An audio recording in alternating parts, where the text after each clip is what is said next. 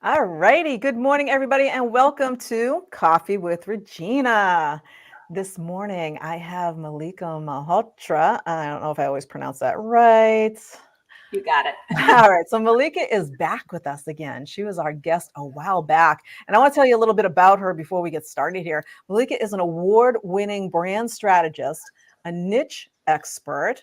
Remember that, and a mastermind mentor. So, after years of working in corporate advertising and brands like L'Oreal and Oil of Olay, so you might know those, Mallika now helps women entrepreneurs get clear on their brand message and basically find their power niche and become a sought after experts. So I love this. Her friends and clients call her the brand energizer because she is a strong believer in getting out of your comfort zone and taking messy action and implementing ideas. And when she's not building brands, she's drinking coffee or red wine. I guess it depends on the time of day, and reading books and dreaming about her next global adventure. Welcome, Mallika. Thank you, Regina, for having me. I'm so glad to be back. Yes, I am so happy to have you here. And we wanted to have you back because, we talk about all this uniqueness. And my message is all about being unique. And a lot of people are at that point right now where they're tired of being cookie cutters. And they're tired of, all these templates and all this stuff that's out there. And when you think about your business, the very first impression people get is that brand is it's your brand, and that's what you do. You're a brand expert. And when you think about, no matter what it is, if you're a coach or a consultant or just have any kind of other business, it doesn't matter what your business is. Talk about tell us a little bit about how you help people differentiate themselves through their brands and why branding is so important. Yeah, so just like you said, everybody has a brand, right? If you are actively shaping it or not, you are making an impression, which is what a brand is. You have a reputation, right? You are making an emotional connection with someone, despite if you are a doctor, despite if you are having a product business or if you're in a service business. And so for many of us, especially if we're entrepreneurs, especially if we're in service-based businesses like coaches, consultants, there are many of us doing the same thing. There are many of us delivering the same result. And so because of that saturation, because of that competitiveness, the brand is so important to differentiate from everybody else. It is that story that we have that not everybody else has. Could it be our value system? What we believe is important to us as the CEOs of our business? Could it be our personality, our vibe, the way we approach our business? Our style, right? Could it be the process that we have? Maybe we have branded a methodology that delivers results in a different way. And so can we go all in on that as being the competitive edge for our brand? There are so many different facets of how you can differentiate, but often I find that business owners aren't doing that work, that self-discovery work to kind of figure out how they are different or what they believe in or what they're actually really good at and should be going all in on. Just out of curiosity, why do you think that is? Why do you think people just don't do that? Well, I think there's fear, right? There's a fear of saying I'm an expert. There is a fear of saying no to clients and putting yourself maybe more in a defined lane because you don't want to miss out on other opportunities. And it's comfortable to be safe and coast. But the risk there is a road to mediocrity, right? Is being just like everybody else and actually not fulfilling your true potential, and being able to be that best version of yourself. And so I think it takes a lot of clarity. That's a big part of branding, is getting actually crystal clear on who you are as a brand, the things you believe in, what you are actually so good at, and who you are meant to serve, because you're not meant to work with everybody.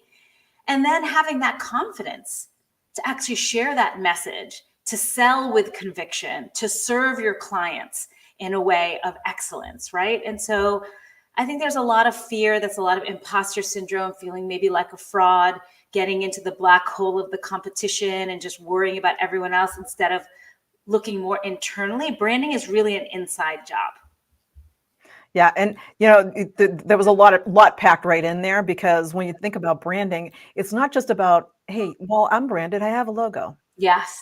There's so much more that goes into branding than, hey, I've got a company name and I've got a logo, so my branding is good to go, right? I've got a color scheme and all that kind of stuff. You are your brand. Yes, How it's the you show story. up. Yeah, your story, your essence. And I don't want to diminish the importance of a logo or the importance of your colors. We all need that in order to create the look and feel of the brand. But often entrepreneurs, business owners, they jump to that first instead of doing the work of figuring out the foundation. And your logo, your colors, your website, your social media feed will be so much more powerful and so much more relevant and will resonate even stronger if you get the foundation and the strategy of the brand first. Yeah, and I mean, we were talking about this before we went live, and I was saying, it's like my hair. I don't do makeup. My hair is always in a ponytail. I got long hair, and it's always in a ponytail. And you know what? This is how I show up because this is me. So part of your brand is being authentically you. And like you said, when you come up with your colors and your logo and that kind of thing, it needs to represent who you are and who you're serving, right? Yes, I mean, because you don't want to copy someone else's look or be on trend because it's not sustainable at the end of the day. You want a brand that has life, that is in the long game, right? We're not just here for the short term. And so it's important, again, that's why it is important to do the foundational work, to really know yourself and to bake in your purpose and your vision and your values into the brand and making sure it is authentic and it's not somebody else but you, because how can you represent somebody else over time and in a compelling way that people want to work with you? You can and should only be yourself, and use that as an advantage, because your personal brand is a big part of your business brand, if we're being honest, especially for coaches and consultants. We are in a relationship building business. And so, we're doing business with people, not just transactions, not just selling a package or a coaching call. We are in a close relationship with our clients where we are invested in helping them grow and helping them get results. And because of that, our personal brands are a big part of their decision-making process. Yeah, I mean, people want to work with people they know, like, and trust, right? So you got to build a know, like, and trust. And there's so many people out there, and I know there's a whole bunch of big name coaches, I won't mention names, that create a bunch of mini me's. And these people go out and they're like, well, I was trained to coach like this. I was trained to talk like this. I was trained to look like this. I was trained to make sure that you're always dressed up, you're always in a suit or whatever it is, or you have makeup and your hair is perfect. And you know, if that's not you, then you're basically a mini me of that coach or mentor. And when you think about that, your clients, the people that you're attracting, you're attracting them under false pretenses because it's not who you are. And you really want to show up who you are, be your unique self, and create that image that you want people to see.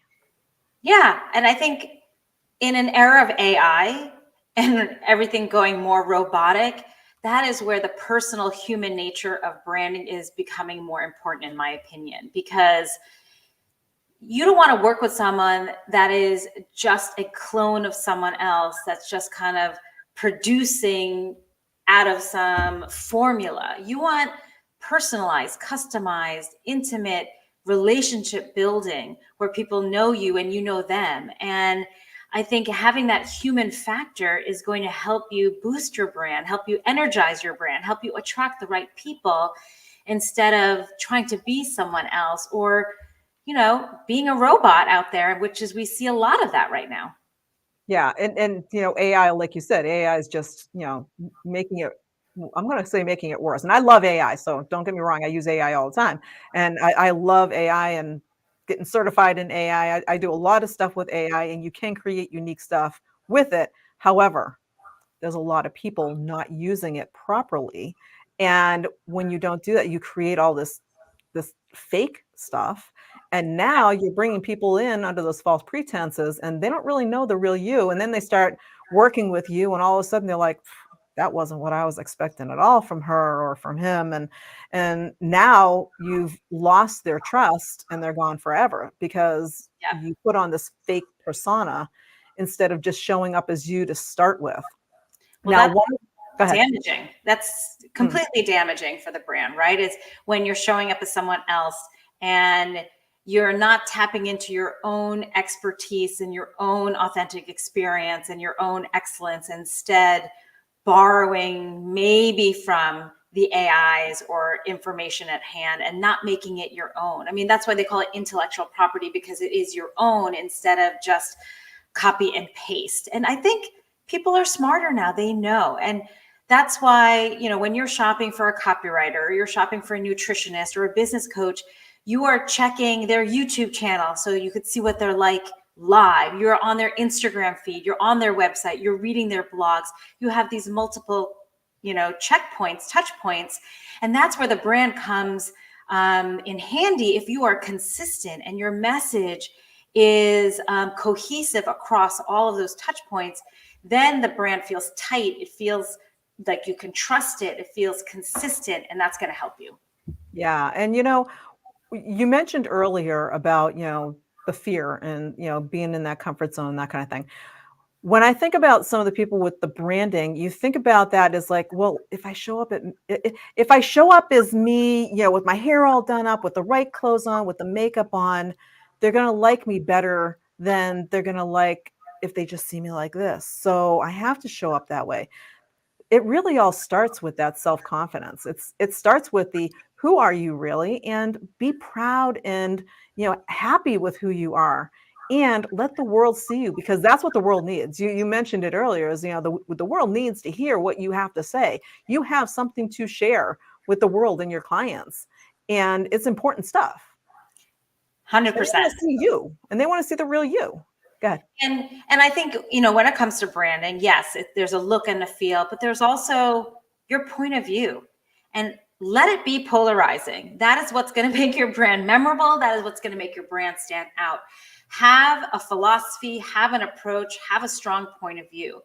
And a good brand is one that will attract the right people because of that, but also repel people that it's not meant for.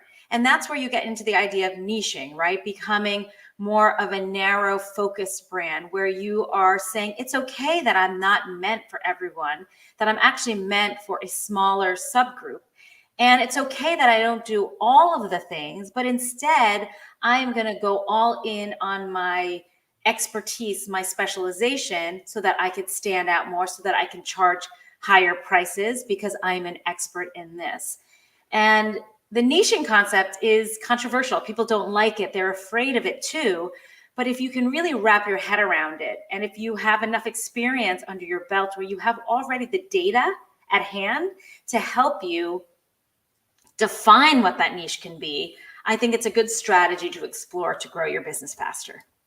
So for everybody who goes, oh my God, I've heard people talk about niching like forever, and I've niched down, I've got a narrow niche and stuff like that. And a lot of people who say that actually don't, and they still aren't 100% clear on who the niche is. So when you talk about niching, because I know you are an expert at niching down, especially with these types of people, with coaches and consultants and that kind of thing. So tell us, talk about, how do you start niching down? Let me phrase this right. The real way, the right way. Okay, I can tell you how I do it my way. So I have a methodology that I use called the bullseye branding formula. And this is going to help you go from being a more generic, broad brand to, a bullseye, with a sharp target, something that's super focused, so that it becomes clear to your audience who you are, who you serve, and what you're really good at. So you can attract people more easily. And so there are 4 steps to that bullseye branding. The first is your specialization. Instead of saying, I do all the things, I am a life coach that can help you with mindset to productivity to, like, you have the kitchen sink of all the things, you're actually looking and doing an audit of yourself and your skill set and you are claiming, putting a stake in the ground that says, I am actually an expert in this. And we all have an area of expertise, but again, the fear comes, I don't want to say I'm an expert. I don't want to just do this. But make it easier for your audience to know what to go to you for versus somebody else. Are you a branding person? That's too broad. No, maybe you are a personal branding coach for C-suite corporate executives. Super niche, right? So first is just thinking about what your specialization is. Number two is specify.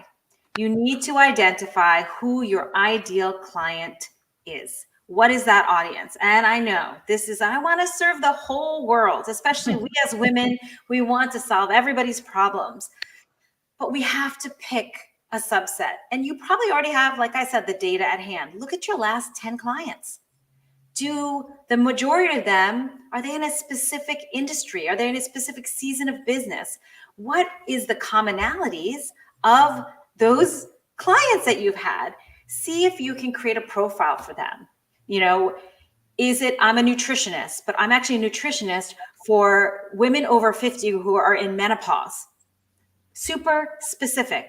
You know, I wouldn't want to go to a nutritionist who is for moms who just had babies. That's like 100 years ago for me. Like I would want to go to a nutritionist for women who are in menopause, right? Because that is who I am. That would speak to me. So having a specific audience is going to help you build a more powerful brand. The third is, and we were talking about, how do you stand out? What is it that differentiates you from the rest? Ask your clients, why did you choose me? You've already chosen me. You've already paid for me. You've already invested in me. What made you choose me over everyone else? And I don't think we as entrepreneurs do the work in the business, right? We're, you know, always doing the tasks and all the things. This is the strategic work you have to do for your business. So figure out, you know, unlike other, fill in the blank, unlike other photographers, people choose me because of this. What is that? And then the last is solve. What is your methodology? Do you have a rinse and repeat process that you've branded that you do really well? Maybe you are in a certain technology or in a certain platform that other people aren't. So there's 1,000 web designers, but there are some web designers that use SEO as well as are only on Squarespace. So they have like a dual factor right there. That is a point of differentiation. That's going to help niche, because some people are going to be like, I only want to have WordPress. Well, not for me, you know? So being super clear, giving context to your brand so that nobody is confused, that people know exactly what you do, who you serve, how you solve, how you're different. And then when your network can refer, send you really good referrals, you're making it easy for your network to then send people your way. That is the beauty and the power of a niche.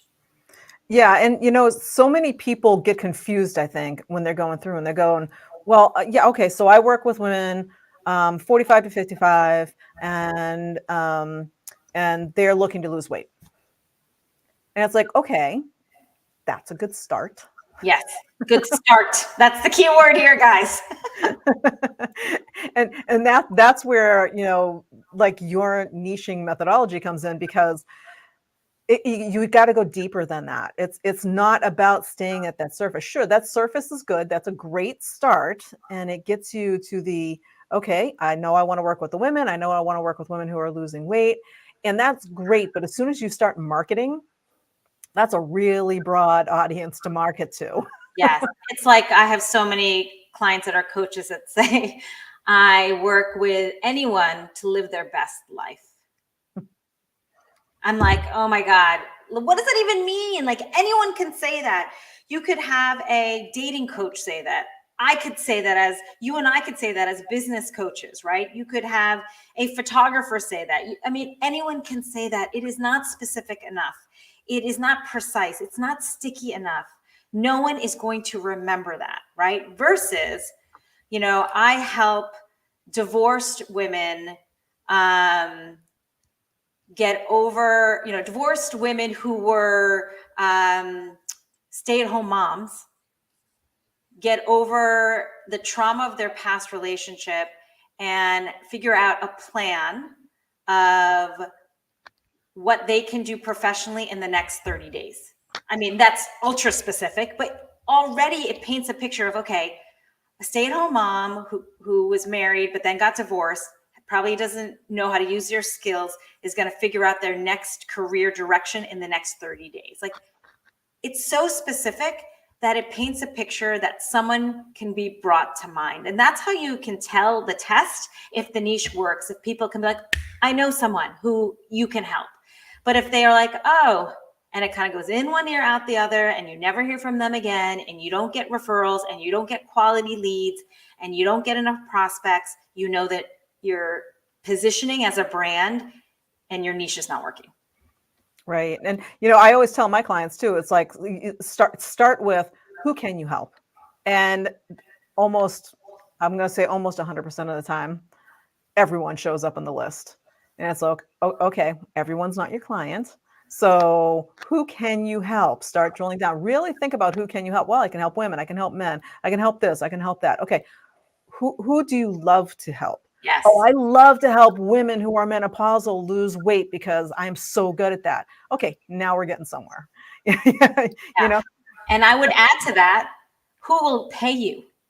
Yeah, that's actually the next question that I work with. It's who has the resources to hire you. And because now you're narrowing it down even more, because there's a lot of women who are menopausal who are looking to lose weight. However, there's a lot of them that probably don't have the income to be able to hire a coach or to be able to buy the products or whatever, or the resources that they need in order to accomplish their goal. So now it's who can afford you. Right. Unless they are corporate executives, right? So they have the money, but they don't have the time, and they have to show up for work. So they have to look a certain way. And, so there you can see how that specific problem for a specific audience, and you're offering a specific solution, can be kind of the breadcrumbs to defining that niche. Yeah. So there you go. We have, I help corporate women executives who are menopausal and looking to lose weight. And that's a narrow niche. And and one of the things that, I know this, but just so that everybody else hears it. So there's a caution. You don't want to niche down so far that there's not much of an audience or it's completely saturated. So you're really not going to get work there. You're not going to find people there. So there's a ceiling, and then there's a floor.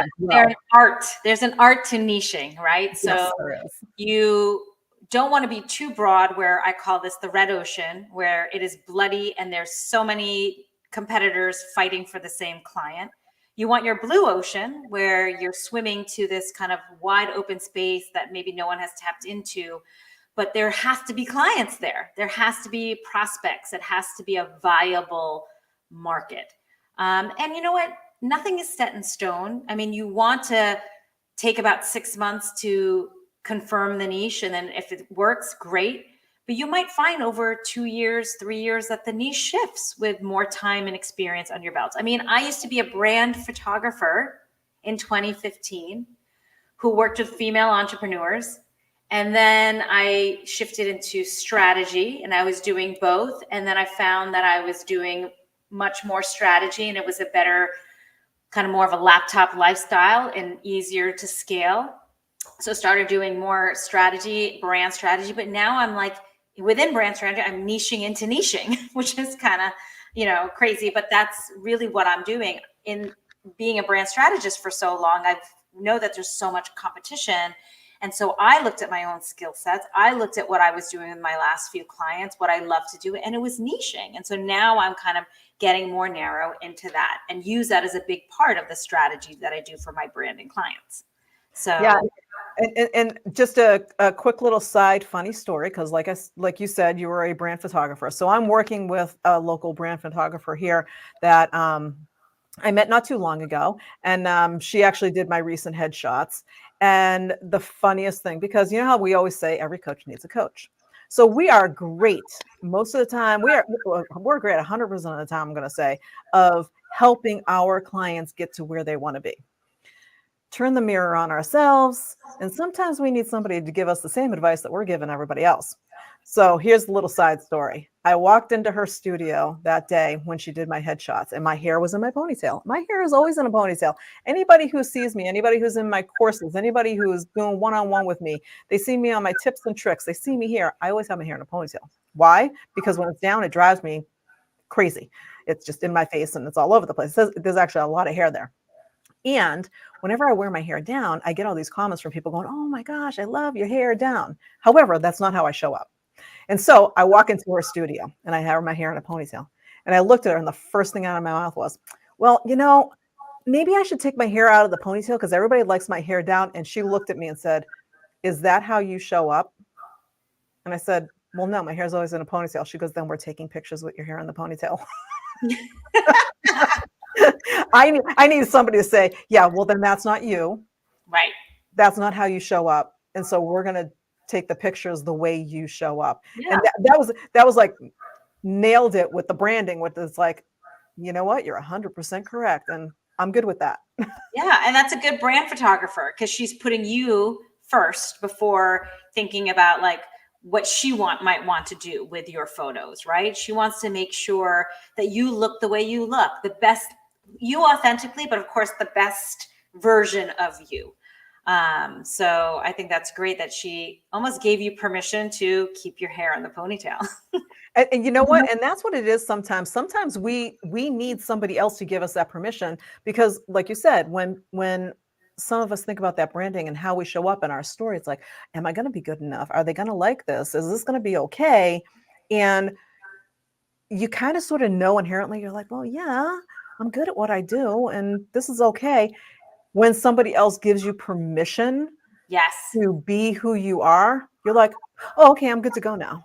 Yeah. I mean, that happens every single time. It happened just the other day. I was doing a niching session with someone and she's brilliant. She's got a PhD, a master's. She has all of the skills, all the experience, but it's just the articulation. She couldn't put into words what her niche was. And she just needed someone to kind of connect the dots for her and not give permission, but to show her or reflect to her what she was already showing me, but saying it in a very clear and powerful way.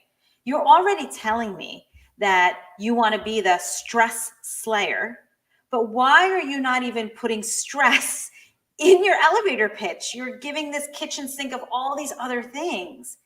If you want to be the go-to stress slayer, then that has to be in that first sentence and you have to own it. And it was almost like, you're right. Why didn't I think about that? It's like this light bulb moment where you just get kind of caught in the weeds of all the things that you can do. And we're all, brilliant, right? And can do many things, but it's like having someone say, this is what I see. You want it also. Why not just be saying it over and over and over now so that your brand gets known for this instead of all the things where you're blending in with everybody else and it's not sticky enough. I always use that word sticky, like you want something that people can hold on to and remember you for. Exactly. I love that. And it's so simple and so hard at the same time. Yes. And I really honestly think, especially when you're trying to niche down, you need somebody like you. You need somebody who can reflect it back to you. I love that word reflect because you can hear what they say about, yeah, here's what I do. Here's my stuff. Here's my story. Here's who I help. Here's all the stuff. And then you can reflect it back in that clear, concise way to go, okay, so this is what you do.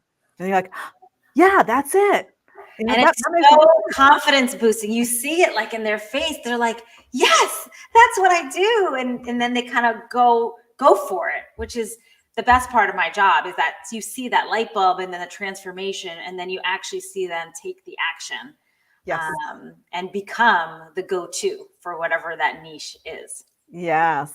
So we are almost running out of time here. We're just about out of time. And I put up on the screen a while ago, you have a little freebie here speaking about niching. Tell us about it. Yeah. So I created this Niche in 10 freebie, and basically it's going to give you a jump start in trying to figure out your niche. I have a bunch of questions and I ask you to try to do it in 10 minutes, especially for the first round, because I know you could probably spend more time and just be overthinking things. But I want you to do kind of like this rapid fire where there's 10 questions that you try to answer in 10 minutes. And then we use a little bit of AI. We talked about AI, and I give you an engineered prompt that takes what you answered, as well as some testimonials that you may already have at hand. And AI helps you try to lay the foundation of what that niche can be. And so I would love your audience to do that. If you do it, find me on Instagram and let me know how it turns out for you. And if I can help you maybe refine it, I'm happy to do it. It's my favorite thing to do. But I've had a lot of women who've done this, and they're just so excited to kind of get some of just a little clarity and some like a direction of what that niche could be. Yeah, and I love how you do that and how you combine it in with the AI, because AI is a really powerful tool. And as long as you know how to ask the right questions. So you said the prompt. So prompt engineering is what they call it. It's really just how to talk to AI. And when you know how to ask it the right questions, you get some amazing output from AI. And so I love how you incorporate that in there. And I know you also have your website here. Yes. So if people want to connect to you, what can they find on your website? Yeah, so if you want to connect to me, it's MallikaMalhotra.co. I'm actually going through a little rebrand myself because I'm the brand CEO, and so I'm going to be shifting into that. So that is coming soon.